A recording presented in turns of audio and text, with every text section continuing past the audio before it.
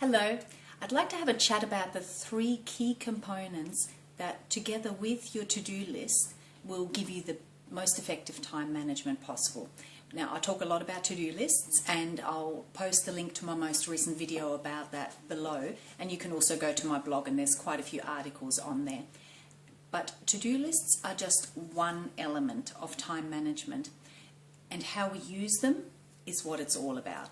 And at the end of the day, when we're talking about time management, what we're actually talking about is managing ourselves, because we can't manage time. We can't control time. It'll just keep ticking by.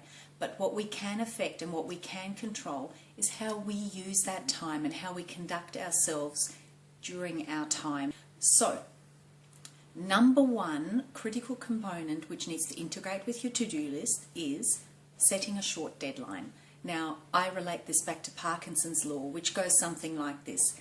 The amount of time it takes to complete any task is directly related to the amount of time given to complete the task, which basically means that we tend to procrastinate until the pressure's on. I paraphrase Parkinson's law to go more like, man will make mountains out of molehills if given a large enough shovel. I like that version a lot better. But look, the bottom line is this. Think back to when you were at school or at uni or even at work and you had a project or a deadline. And chances are a lot of the times you would procrastinate and drag it on and on and on until the very last minute, and suddenly, hey presto. And that's how many of us tend to operate. So what Parkinson's law and setting a deadline is all about is forget about all that lead up of procrastination and wheel spinning and just get to the crux of it.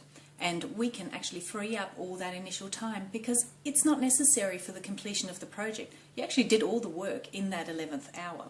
So that is the number one key critical component to integrate with your to-do list. For each task on there, set yourself a really, really short deadline and then go hard. You're sprinting. You're not running a marathon, you're running a sprint, you're going to have a rest, you're running a sprint, you're going to have a rest. I'll talk about that a little bit more in my next video. So for now, go practice that for the day and I'll talk to you again tomorrow. Bye.